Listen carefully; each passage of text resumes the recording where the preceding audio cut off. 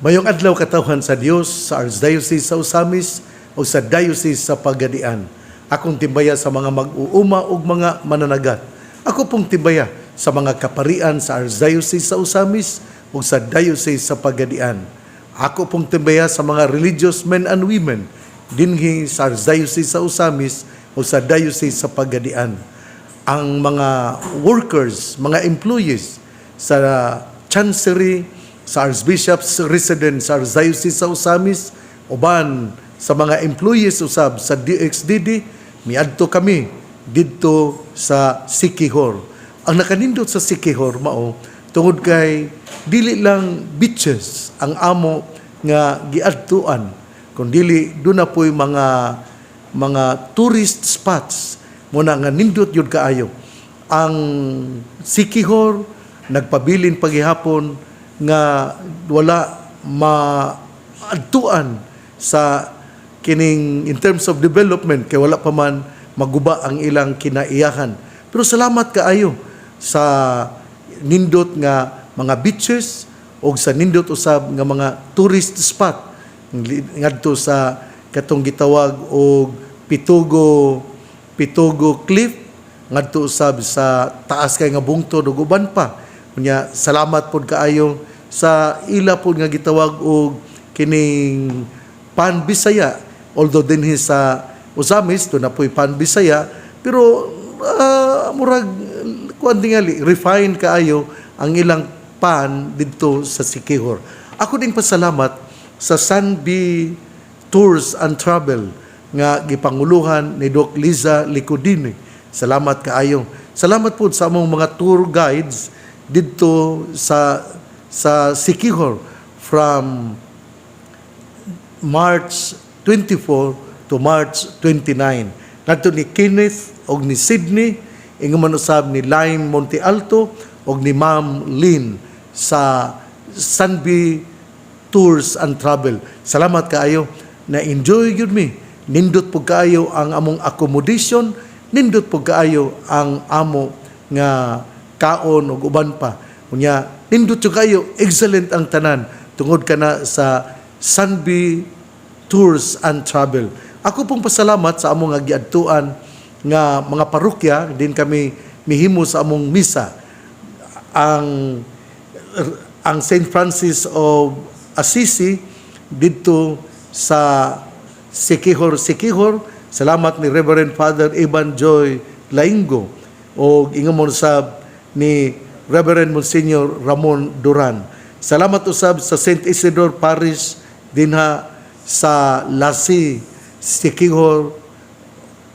Pinaagi kang Reverend Father Marcelo Kenilitan. Nindot kayo, salamat kayo mga kaparian sa St. Francis of Assisi, ngadto ni Monsignor Ramon Duran o ni Father Eban Joy Laingo o ngadto usab sa St. Isidore Parish sa Lassi, Siquijor, ngadto kang Father Marcelo Kinilitan. O ingon man usab sa mga kaparian nga miuban sa maong trip dito sa Siquijor. Sila si Father Daryl Rosales, Father Ondo Roma, Father Iman Pujutan, si Father MJ Samunte, si Father Loloy Balbuena, si Father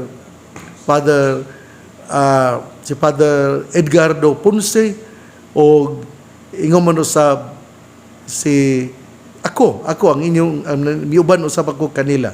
Usbon ko salamat kay Ginoo sa kahigayunan diin miduyog usab ang kinaiyahan nindot ang panahon bisan sa among pagpadulong o pagpauli. Busa Ginoo salamat sa imong pagpanalangin. Importante man kini nga doon na po tayo outing muna nga kining mapasalamaton ako sa Ginoo. Ang ato karong ebanghelyo nining adlong Lunes, Marso 31, atong kutluon sumala sa ebanghelyo ni San Juan. Tapos sa duha ka adlaw miadto si Jesus sa Galilea kay siya miingon man ang propeta dili tinahod sa iyang kaugalingong lungsod. Sa pag-abot niya sa Galilea, gidawat siya sa mga Galileahanon kay sila nahiadto man sa Jerusalem sa pangilin sa pagsaylo og nakakita sila sa tanan ngayang nabuhat didto. Busa mibalik si Jesus sa Kana sa Galilea, din ang tubig iyang gihimong bino. Ug didto may usa ka opisyal sa kagamhanan kansang anak nga lalaki na sakit didto sa Capernaum. Sa pagkaduhog niya nga si Jesus nahiabot sa Galilea gikan sa Judea, miadto siya kang Jesus ug mihangyo kaniya sa pag-adto sa Capernaum aron ayuhon ang iyang anak nga himalatyon. Si Jesus mingon kaniya, wala gayoy kaninyo'y mutuo kanako gawas kung makakita kamog mga milagro. Sir, ang opisyal mitubag, kuyog kanako sa dili pa mamatay ang akong anak. Si Jesus mitubag kaniya, lakaw na ang imong anak na ayo na. Mituo ang tao sa gisulti ni Jesus ug mipauli siya. Samtang nagpaingon siya sa iyang balay, gitagbo siya sa iyang mga sulugoon ug gibalitaan nga naayo na ang iyang anak. Unya iyang gipangutana sila unsang taknaa naayo ang iyang anak ug sila mitubag, gahapon sa alauna gihuwasan siya sa hilanat. Unya nahinumdum ang amahan nga mao kadtong taknaa nga gisultihan siya ni Jesus nga naayo na ang iyang anak. Busa mituo siya ug ang tanang sakop sa iyang panimalay. Mao kini ang ikaduhang milagro nga gihimo ni Jesus sa iyang pag-abot sa Galilea gikan sa Judea. Ebanghelyo sa tong Ginoo, daygon ikaw o Kristo. Una sa tanan, ang ato yung hinumduman na ato yung hinumduman nga karong si manaka kita gipahinumduman sa pagka maluluyon sa Ginoo, the mercy of God. Gani kagahapon ang ebanghelyo naghisgot man bahin sa pagka maluluyon sa amahan. Ang tao nga maghinulsol siyang mga sala dili gayud talikdan sa atong amahan nga mao atong Ginoo. Mao nga salamat kaayo nga kita gipahinumduman nga kita mupuyo sa pagka mga puno sa pagka maluluyon. Mawan bitaw nga kagahapon ang ebanghelyo bahin gayud sa prodigal son. Atong historyahan nga kining adunay amahan nga dunay duha ka anak, magulang ug ang kamanghuran miingon nga ihatagin ako sa akong bahin sa mga Hudiyo dili kadto maayo ang gipangayo sa manghod tungod kay nagpasabot kini nga iyang daw gitunglo niya ang iyang amahan. Pero mausap kini sa ato nga kinabuhi kinsa gud tawo amahan nga muhatag sa parte sa iyang katigayunan ngadto sa iyang anak nga buhi pa man siya. Pero atong makita dinhi nga ang Ginoo musabot gayud sa iyang mga anak. Gihatag niya ang parte sa iyang katigayunan, unya giwaldas-waldas ang mga salapi hangtod nga nakailas siya sa iyang pagkamasalaypon ug sanglit siya masalaypon ni nangandoy siya nga makakaon bisan na lang sa mga gipakaon sa mga baboy didto sa alaran. Muna nga ningon siya, mubalik ako, mupauli ako sa among balay. Ug layo pagali siya, nakita na siya sa amahan. Ug diha ang amahan miandam og usa ka bangkete. Unya iyang gitagaan og nindot nga sapot, gitagaan niya og bag-ong sandalyas ug gisuluban pagyud ang tudlo og singsing. Sa pagkadungog sa kamagulangan, nasuko siya ug dili siya makadawat sa gihimo sa amahan. Ug diha mingon siya, ngano nga imo mahinuon nga gihatagan og kumbira ang akong igsuon kining kamanghod, kining imong anak nga kining nagwaldas-waldas sa imo nga mga katigayunan. Apan ang ebanghelyo miingon kinahanglan gayud nga atong magsaulog kita kay kining imong igsuon namatay apan karon na nabanhaw, nabuhi, nawala og siya karon hikaplagan. Nindot kayo nga mo ni ang atong tema ang the mercy of God. Ug mao kining gipadayon nining adlong Lunes, the mercy of God. Si Jesus isip larawan sa matuod nga Dios, the image of the invisible God. Miduol kaniya ang usa ka opisyal sa kagamhanan ug miingon, ayuha in taon ang akong anak nga masakiton ug hapit na siya mamatay, himalatyo na. Unya si Jesus miingon, kinahanglan nga akong kining ayuhon. Pero ningon ang opisyal, Sir, kuyog ka nako sa dili pa mamatay ang akong anak. Apan si Jesus miingon, lakaw na ang imong anak na ayo na. Dinhi gipakita ni Jesus ang iyang pagka Dios tungod kay pinaagi sa pulong na ayo man ang usa ka anak nga himalatyo na. Kana bitaw the power of the word of God. Maman bitaw nga importante kaayo nga ato gyud nga tukion o pamalandungan ang pulong sa Ginoo. Mao na nga dinha sa gagmayng Kristohanong katilingban, dinha sa basic ecclesial communities, dinha sa matag GSK, importante jud kaayo nga anaa ang pagpamalandong, the power of the word of God. Kay ang pulong sa Ginoo usa ka pulong nga muhatag o kausaban sa atong kinabuhi. Ug mao kini ang gilitok sa atong Ginoo. Ayaw na lakaw na o tuuhi nga ang imong anak mamaayo. Tuod man ang opisyal sa kasundaluhan mipauli o sa diha nga hapit na siya maabot sa balay, ang dunay mga tao, dunay mitagbo kaniya ang mga sunugoon o gibalitaan siya nga naayo na ang iyang anak. Ug siya nangutana, kanus aba naayo ang akong anak?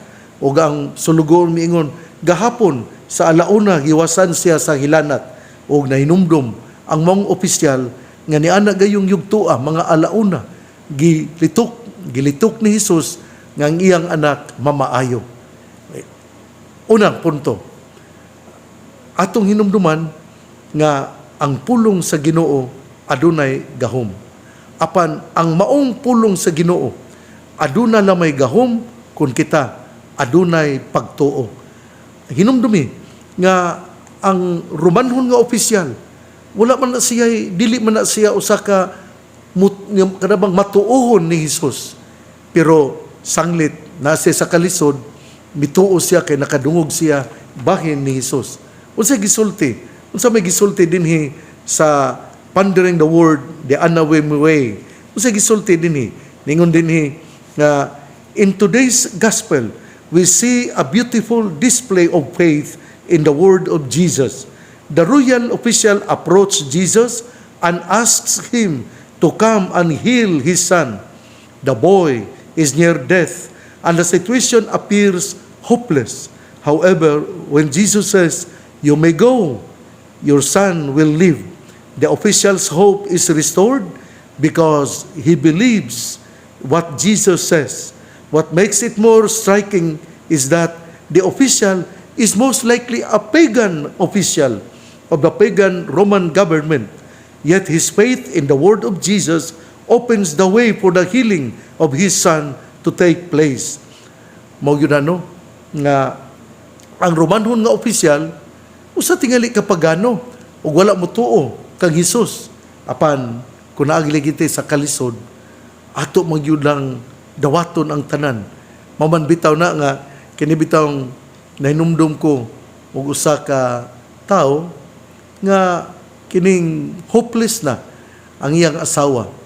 Nya kining usa ka doktor iyang giduol nga nagtan-aw siya iyang doktor man to sa iyang asawa, apan ang doktor miingon nga kining sultian lang yung kag klaro ha, stage 4 na ni imong asawa o murag maglisod na ko ani.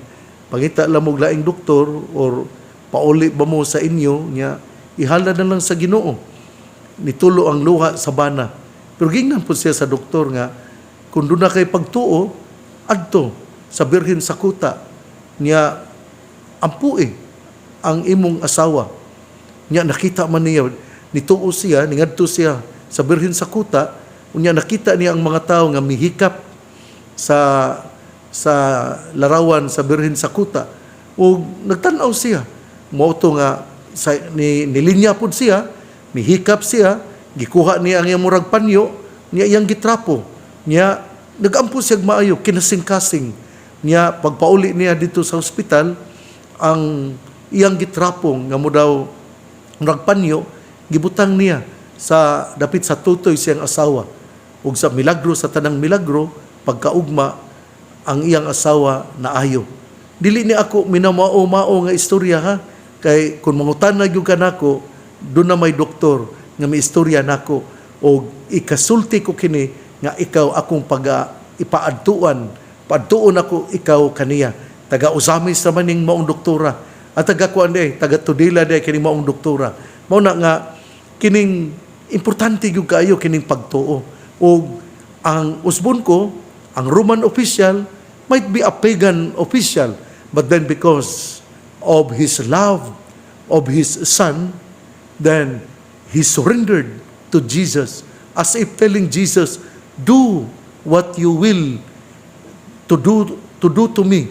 Kada bang murabag ni surrender na gyud siya tungod kay gigugma man niya ang iyang anak, o tungod kay mipakita siya sa laom nga pagtuo ngadto kang Hesus, og naayo ang iyang anak. Mao ni no, the power of the word, gilitok ni Hesus ang iyang anak mamaayo. Unya kining ang usa ka tawo opisyal nga dili mituo, mihatag sa iyang pag-surrender ngadto kang Hesus, ug tungod niya na ang iyang anak naayo. Sa to para importante yun kaayo nga kita mo hatag sa tong pagsalig, kinatibukan nga pagsalig ngadto sa Ginoo. Ako nisulti ko ani, pero bisan sa kong kaugalingon, murag magduha-duha mangyapon ko. Pero ato yung paningkamutan nga matibuok yun ang atong pagtuo, pagsalig ngadto sa Ginoo. Sultihan ta kamo, lisod yun ni kaayo. Kana bitang magampo ko, mingon jud ko Ginoo. Murag maglisod jud ko. Tagay intawon ko o kining lawom nga pagtuo. Pero ako sayo usab nga ang Ginoo mutabang gayud kung kinasing-kasing ang atong pagpangayo. Tingali ikaw mingon karon ako nga ay tinarong man ang ako nga pagampo, pero wala pa man gyud gihatag sa Ginoo. Atong hinumduman nga not according to our time, but according to the time of God. Dili man ni sa tingali wala pa gihatag sa Ginoo tungod kay kining duna pa kay buhatonon pagyud. Nya just wait, have patience.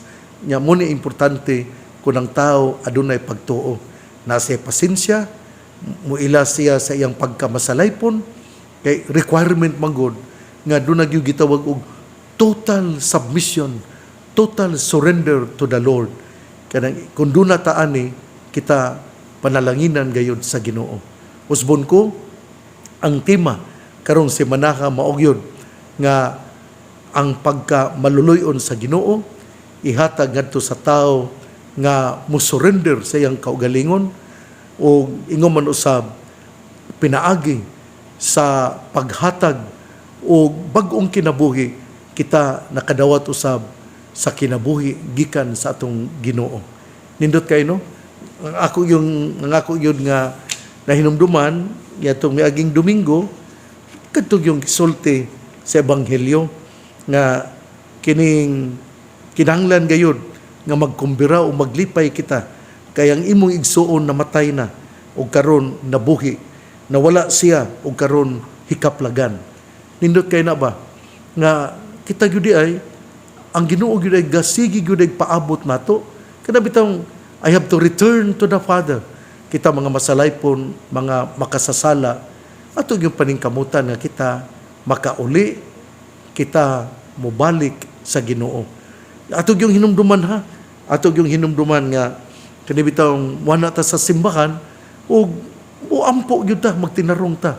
Kay the church is a hospital for sinners and not a museum for saints. Ang simbahan dili man na alang sa mga balaan lamang, kundi labi na gayud alang sa mga makasasala. Sama kanako, ingon man tingali usab kanimo kung ikaw miila nga ikaw nakasala. Hinaot nga mao kini ang atong disposasyon nga ato yung perming dawaton ang pulong sa Ginoo, ato gayud nga ihatag ang atong pagsalig o kinatibuk ang pagtuo nga ang tanan mamahimo pinagi sa pulong sa Ginoo. Kanindot ka, no? Nya, mao lagi gyapon na nga sa tong pagampo, sa tong pagsulod sa simbahan, hinaot nga kita makaila ug muila nga kita malapason ug muhangyo kita nga ang Ginoo mousab sa tong kinabuhi ug atong pagabuhaton usab ang mga buhat nga maayo aron aduna gayoy kausaban sa atong kinabuhi. Salamat sa mga namati nako karon. Salamat sa inyong pagpatalinghog.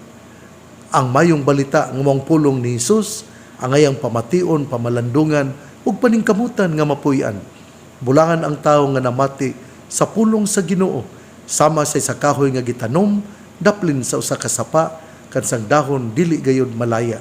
Tempo sa timbunga siya mamunga, igsuon, ugma na usab. Again, akong pasalamat ngadto sa Sunby Tours and Travel tungod sa maanindot nga accommodation o sa amo nga kining recreation dito sa Siquijor.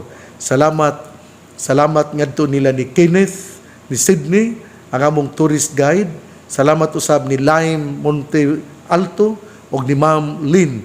Labaw sa tanan, salamat ni Ma'am Liza Licudini, ang head sa Sunby Tours and Travel. Ako usab nga pasalamat ngadto ni Reverend Father Evan Joy Laingo o ni Reverend Monsignor Ramon Duran sa St. Francis of Assisi dinha sa Siquijor. Ingon man usab didto sa St. Isidore Parish sa Lassi, Siquijor, nga ang ila nga pari mo sa Reverend Father Marcelo Kinilitan. Salamat usab sa ni Kapitan, dunay kapitan didto nga mabiabihon kaayo. Salamat ninyong tanan sa katawhan sa Lassi, sa parokya ni San Isidro dinha sa Siquijor. Ang pangaliya sa mahal nga Birhen Maria nga gisangpit sa mga misamisnon nga birhen sa kuta, ang Ginoo magapanalangin kinatong tanan. Sa ngalan samahan sa Anak ug sa Espiritu Santo. Amen. Atong hinumduman ha. Ang tema karong semana mao gayud nga ang Ginoo maluluyon, the mercy of God. Ug pinaagi sa pagkamaluluyon sa Ginoo, hatagan kita bag-ong kinabuhi, hatagan kita og extension sa atong pagpuyo ning kalibutana. Busa mudangup kita sa Ginoo, atong lig-unon ang atong pagtuo ug ato kining ipakita siya sa atong pagampo, sa atong pagsulod sa simbahan. Hangyoon ko kamo nga mo dagkot kitag kandila ngadto sa Birhen sa kuta. Kamo nga taga Kapatagan, Lanao del Norte, kamo nga taga Bacolod, kamo nga taga Mulabe, kamo nga taga Mahayag, kamo nga taga Tambulig, Ramon Magsaysay, kamo nga nakadungog kanako, hangyoon ko kamo nga muadto kita sa Birhen sa kuta, mudagkot kitag kandila.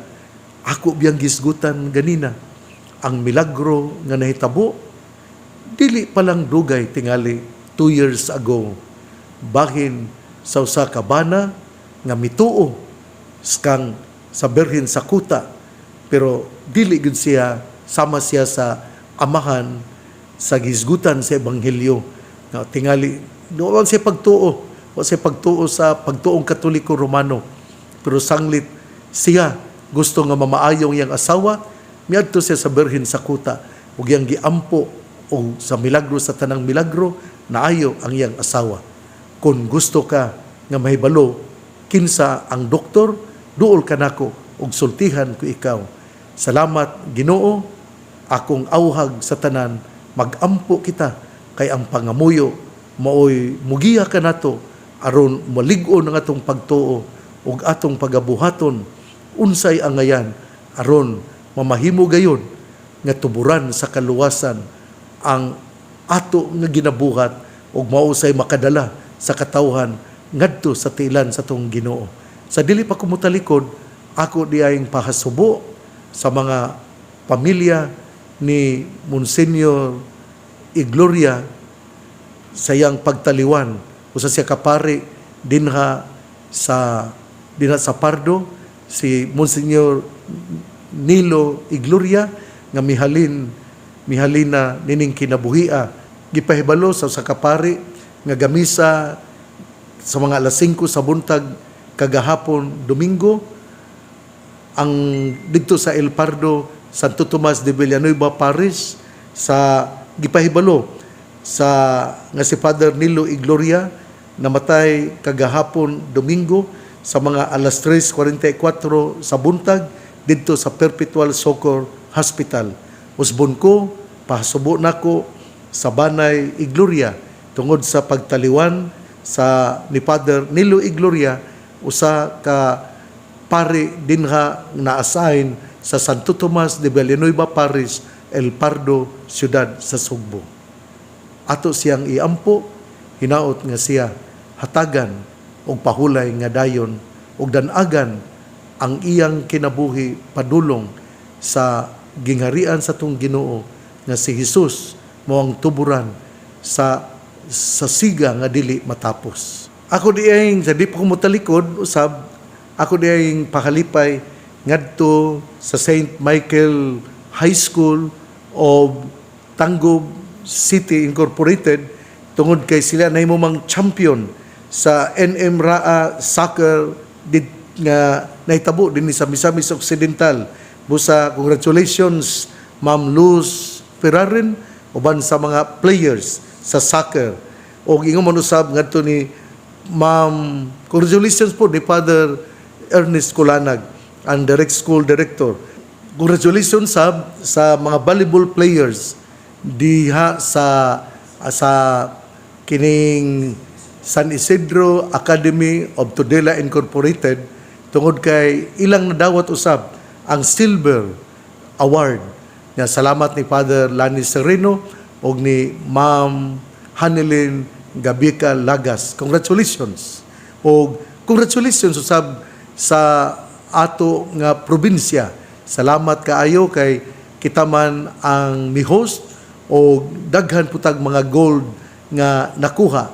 Akong pasalamat ngadto ni Governor Attorney Henry S. Waminal, ingon man usab sa ato nga Vice Gobernador si Vice Governor Rowena Gutierrez ug sa mga board members, mga mayores ug sa tanan nga mga haligi sa atong probinsya.